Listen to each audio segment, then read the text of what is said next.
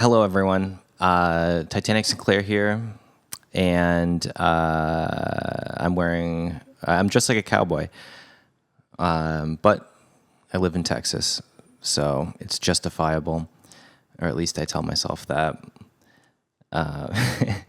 Welcome to another episode of me just talking about things.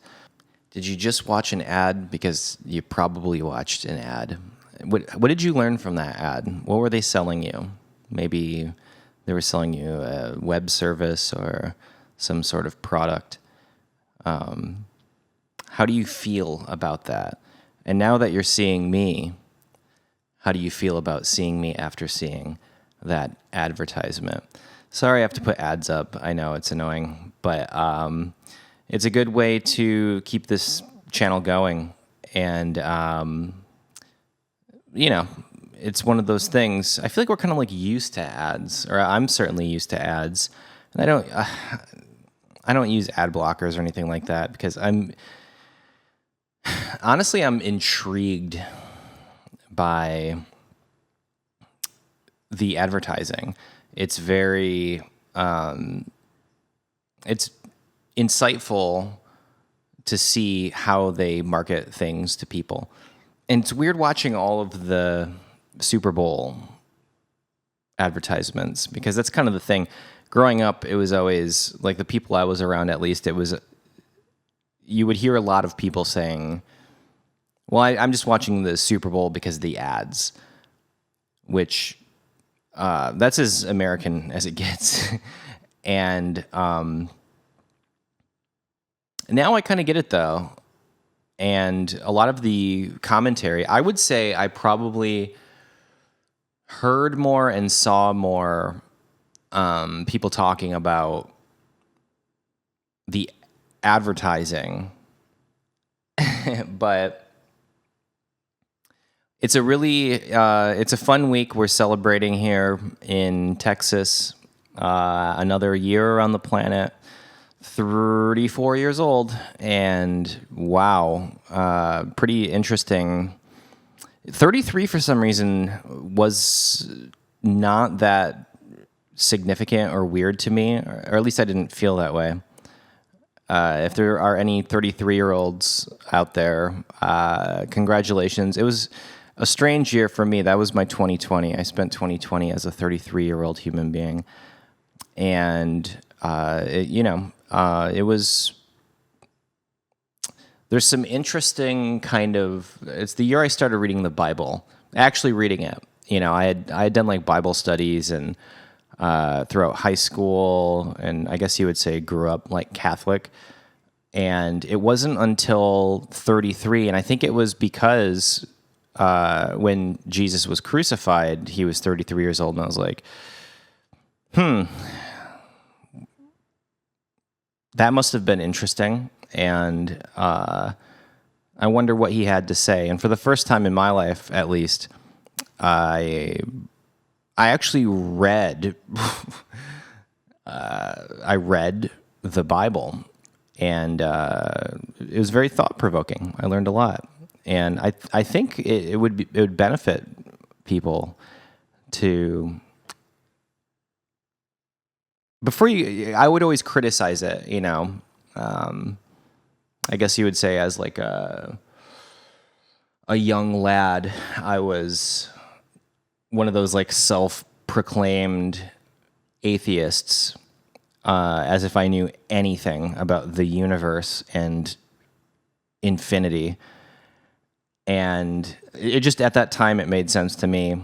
And for as much as people can kind of like criticize, and this goes for any of the holy books, and just to keep things balanced, I've read not all of it, but most of the Bhagavad Gita. And as a young man, I had I'm an atheist, and then, oh wait, I'm a Buddhist, and I'm this and I'm that. And young people really love labeling themselves.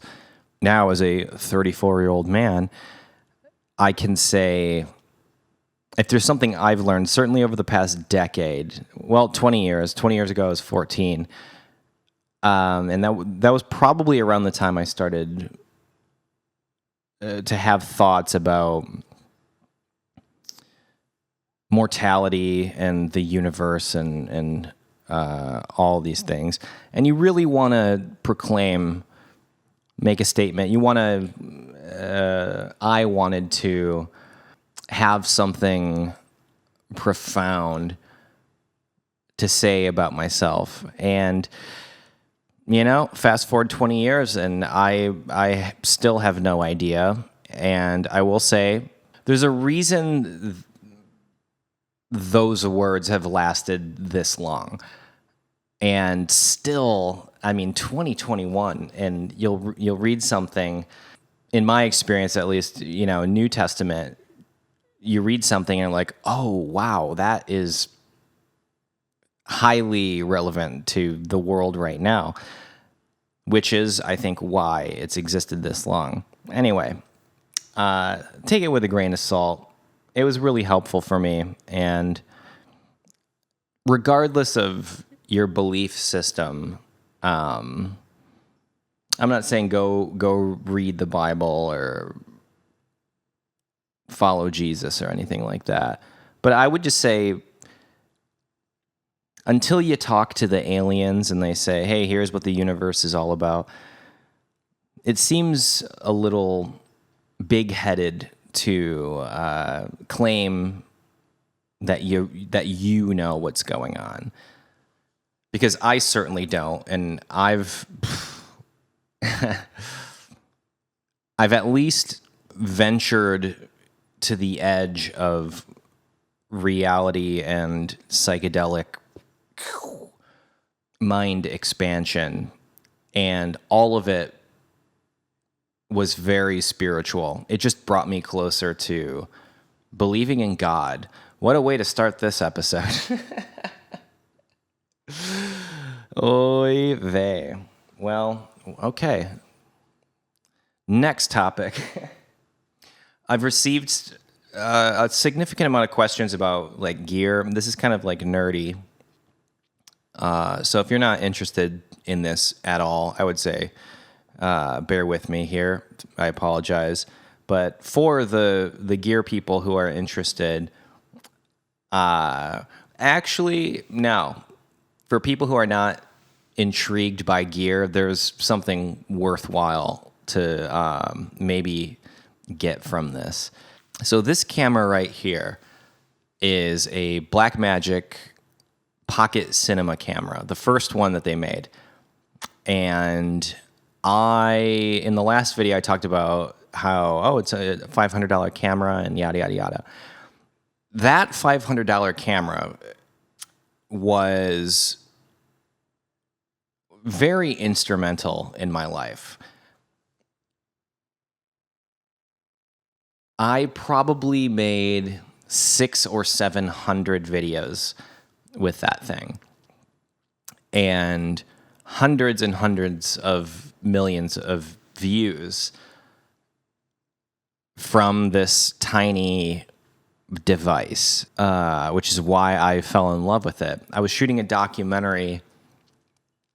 A friend of mine was directing a documentary with defectors from North Korea, and we were interviewing them in Griffith Park in Los Angeles, California. And that was the first time I had ever seen this camera. And I was just doing like B-cam, second unit cinematography, picking up B-roll and the shots that you cut to,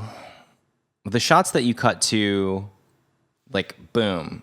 And then now we're in this camera, and it helps the viewer to digest what's happening, and it keeps it intriguing. It's the first time I ever shot anything flat or log. And there was so much dynamic range for a digital camera, and it felt very cool. And so I got one to own. I bought one. And lo and behold, the first thing I ever shot with it was a video that ended up getting millions and millions and millions of views. I was just testing what this camera could do, even though I'm still learning what it can do. And I just said, hey, just say your name over and over and I'll move around. And I was figuring out like focus and all that stuff. And it did very well online and kind of like started that project, which is kind of fun. It's funny, like when you break it down, like I was literally just testing out the camera. And so my philosophy for the most part has always kind of been like, well, if it ain't broke, don't fix it. And so I'll just keep using that camera and that lens, different lens than what's on there right now. This is a Lumix G series. I think it's like a 12 to 35 mil or something like that, but it's a micro four thirds crop factor. But it's a zoom, which I don't typically use zooms. And the lens for those videos was the Olympus 12 millimeter, if anyone's interested in that. Beautiful lens. And very lightweight, very small. And especially when you pair it with a camera that small. I mainly use it for photography now, but it's a nice little compact kind of kit. This camera, on the other hand, is like, I guess you would say the big brother of the original 2K pocket cinema camera. This is the Blackmagic 4K. And what I like about it is you can use anamorphic lenses. And that's why I've had a considerable amount of people ask, like, why are you, like, the videos you make, like, why are they so wide? And my philosophy there is growing up loving the Hollywood look, which is very wide, that CinemaScope look, which is even wider than a widescreen television. That's why you'll see like the bars on the top and bottom. To me, it was always, the analogy I use is, you don't experience life like this with blinders, like horse blinders. We have a periphery and it's wide. That's why I feel weird about vertical video, and all the apps that utilize vertical video. You'll find with a lot of cinematographers, especially in Hollywood, they'll just refuse to turn the camera sideways, because if you turn the camera sideways, it's that whole vertical video thing. I get it. It's a way to digest content, and when I put these kind of things to let people know on Instagram stories or something, you have to crop all of that beautiful width out. But to me, it was always kind of like well, that's how we experience life. If I get my periphery, I guess, is about there, and, well, maybe wider, actually. But that's how I experience life, and most people see a wider field of view, I guess you would say. And that's why I love anamorphic. And then, of course, you get the nice light streaks, which I can probably... So, like, the light streaks are really fun, too. This camera's probably not going to flare a ton, but this one, because this is an anamorphic lens, you can see it does that thing, which you can mimic digitally, but I always find when light, it's very hard for a computer to recreate what light does when it passes through glass. So take that for what it's worth. And then also I'm a very big fan and proponent for the Black Pro Mist filter. On this camera, I believe I have a quarter or a half on there, but they come in increments. And there's no matte box or anything on there. It's just like a screw-on filter because it's a small anamorphic. And when you switch to this camera, you can totally see, like, I probably look more rugged. And this is the black pumice is very nice on skin tones, I find. One of my best friends, Brian Jansen, who's the best cinematographer in the world, as far as I'm concerned, he turned me on to that. And so I decided to implement that in even just like simple like YouTube videos like this. And then this light is very, very inexpensive. I actually don't even know the manufacturer. I have a bunch of lights, but this one in particular is just some like Amazon photo thing. It's daylight balanced, and there's a very small amount of diffusion in front of it. It's a softbox. And I find whenever someone like comments on like, hey, the lighting or it looks like a movie on anything that I make, it's because I'm diffusing the light. I'm using decent lenses, and I have been doing it long enough to where I have a pretty good understanding of exposure and angles and just diffusing light. And I would encourage anyone who's interested in photography or cinematography, anything like that, just pay attention to light and pay attention to light when you're watching movies as well. So if you're in like a restaurant or something like that and everything just seems to really look really cool, not cool like color temperature, but intriguing. Pay attention to what's around you and why does it look that way? What's different about the lighting in there that might be different from a relatively boring or familiar place, like your living room or something like that. It makes life in general, I think, more interesting and exciting. And that's something in my life that I'm highly intrigued by, just light and how it works and how you can capture it with lenses and cameras. So, long-winded way of saying it's not, you don't really need to spend a ton of money to get things to look good.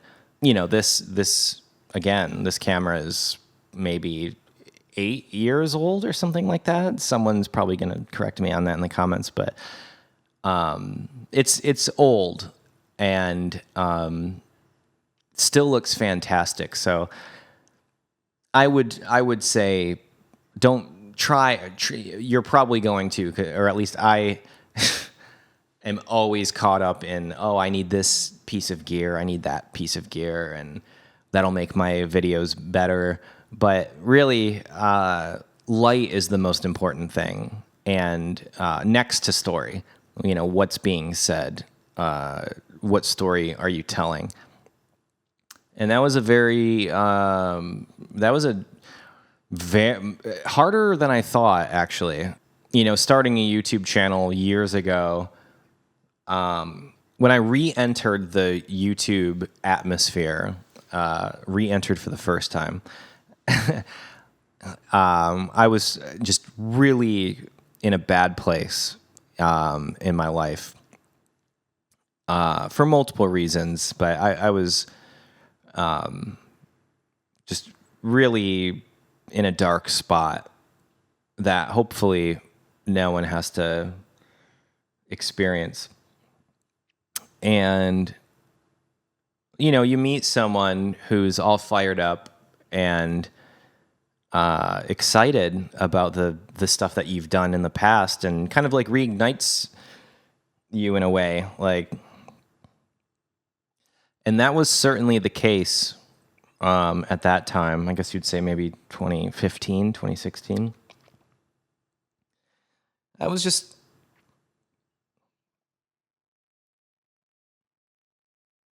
I didn't feel confident. As a person, I think I felt confident. You know, you can go out to the bar or restaurant and be nice and charming or whatever it is. But with my work, I didn't feel I always felt like I needed to be doing something like bigger and better. And I think that translates to my relationship with myself, chasing that carrot. There's always that carrot dangling in front of you to just keep you progressing. And I will say it was very nice to have someone extremely supportive and who literally, would tell me like, hey, you're good. Like, and I think if we put our heads together, we could probably get a lot of people to be interested in this project. And so that was very influential for me. And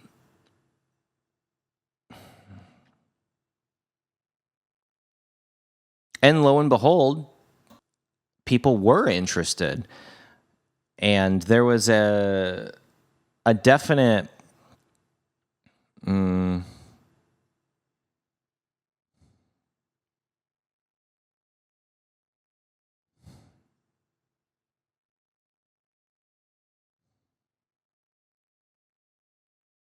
there was a period where I was intentionally, it was clickbait content, which still exists. It's never going away. It's the same thing as like a tabloid or anything controversial. If it bleeds, it leads. Like, that's the truest statement when it comes to media ever. And I think at this point, I don't know if it's guilt. I think if I'm being fair to myself, I do feel guilty about all of the poking and prodding at hot topics, because I knew it's the easy thing to do. It's very, you could say something controversial and put it in the title and put it out there and people will view it. But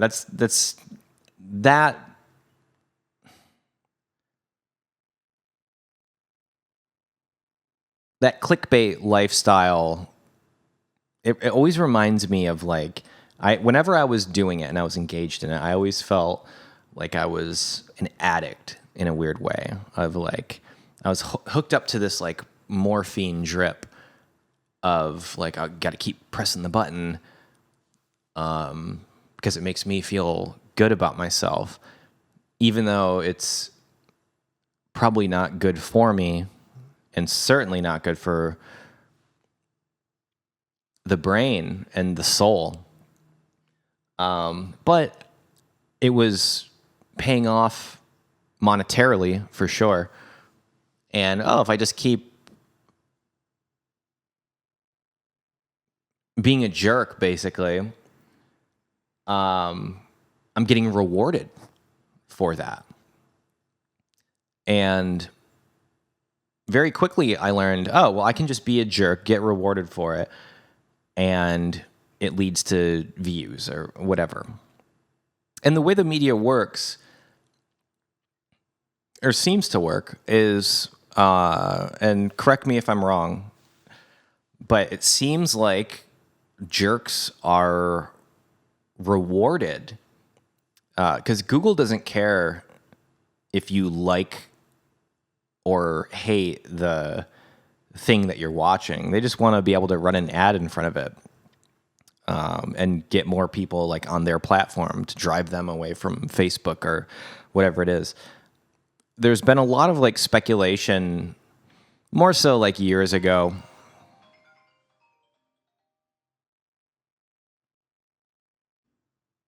My mom's calling me. Hey, I'm making a video. I'll call you right after. Oh, Mom. She's a sweetheart. Through thick and thin, And if you don't have a mom, there's always a friend.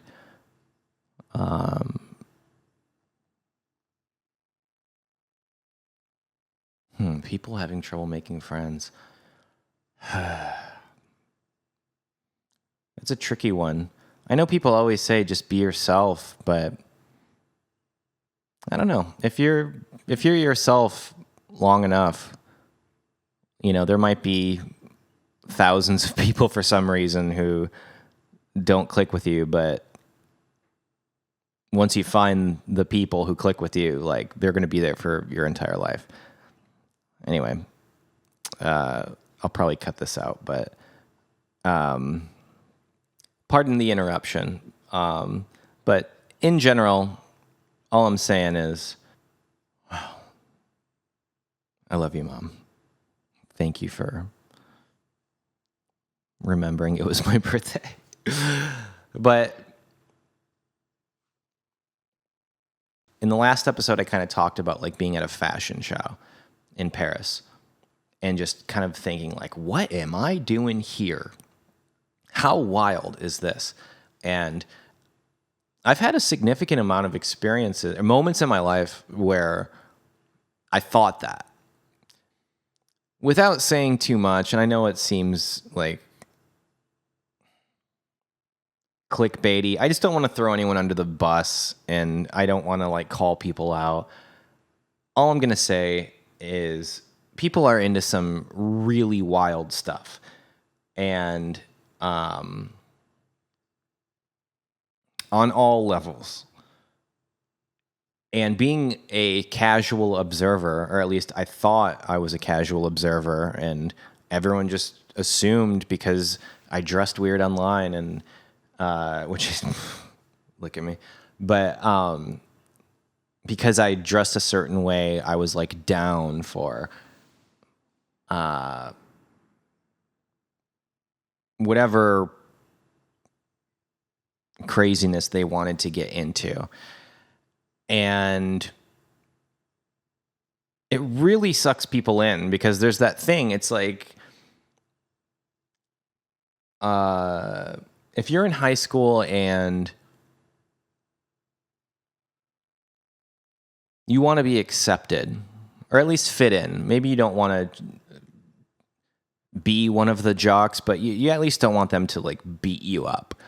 And so there's ways to kind of mitigate the risk of being teased or picked on or bullied or whatever. And it's the same way when you're an adult. And that was one of the more, when I realized that, like, oh, high school just keeps happening. It's just now people are getting paid to be X, Y, or Z. I think understood the world a little bit better. And that would be advice for young people about, if you're watching this and you're just about to get out into the world, whatever that means anymore. Just remember or be conscious of the fact that those tribes don't go away. They're different. And as you get older, you certainly figure out how to navigate and identify, like, oh, this is one of these tribes, and this is one of these tribes, and this tribe really believes in this, and this tribe really believes in that. Even in the craziest situations I've been in, where you're just looking around the room and you're like, oh, this is really happening. And all of these weird things I thought about this weird place, it's actually true. Okay. And for some reason, I'm here. But even in that, especially for as like probably intoxicated as I likely was at that time, I was able to focus focus myself enough to be like, all right, man, just process this and think about it. And just be as cool as ice as you can. Even if it's not very cool. And I will say, leaving that craziness has been very, very helpful. Just being around nice, friendly people who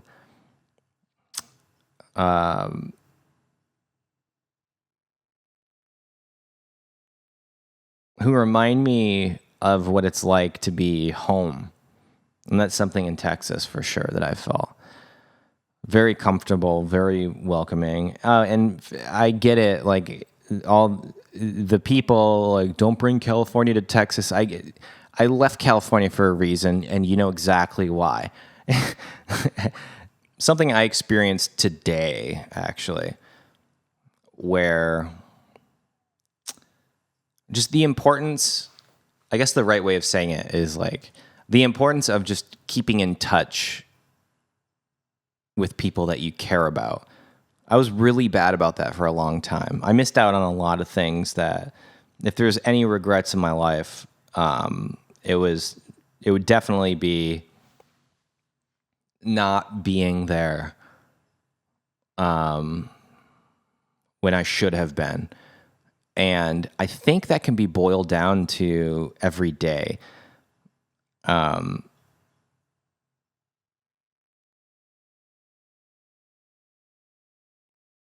It's really good to...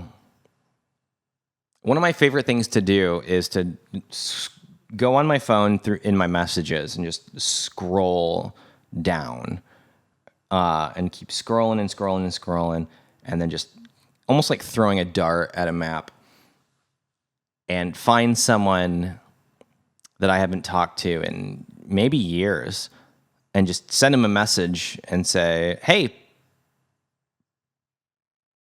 what's happening? Hope you're doing well, or whatever it is. And maybe that's for me. I don't know. I don't know why I do that. But it always, 9 times out of 10 at least, it results in a positive, cool conversation that probably wouldn't have happened if you didn't take the initiative to reach out and say hello. And you never know who might need that. You never know who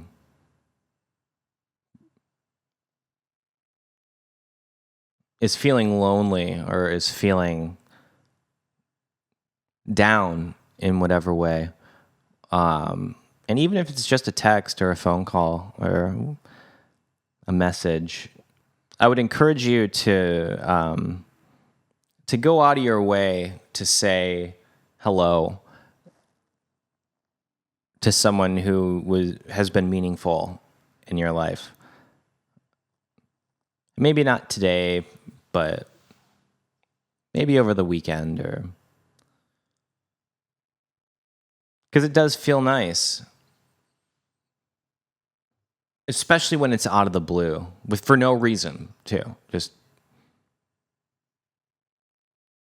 Just wanted to say, hey, that's always I love that. I love when I get messages from people I love.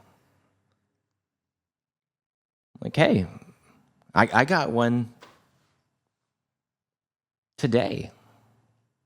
Several. Well, it's a different circumstance because it's like a birthday, but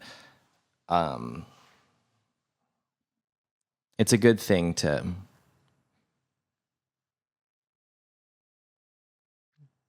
do for someone. This might be a short one here, but I hope everyone's doing well. Happy February. Much love to everyone. Thanks for watching, everyone. The the positive response I'm seeing from just setting up a couple cameras and talking, it's really, really cool. And it's something I think that I needed in a weird way. I feel like I needed it.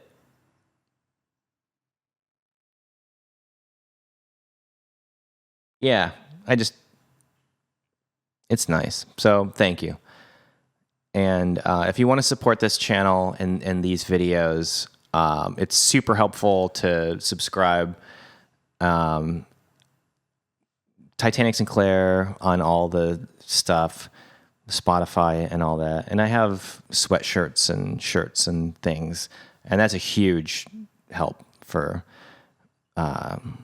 keeping this channel alive. So I hope you have a good day, and much love, peace, be well. Call your friends. Tell them you love them.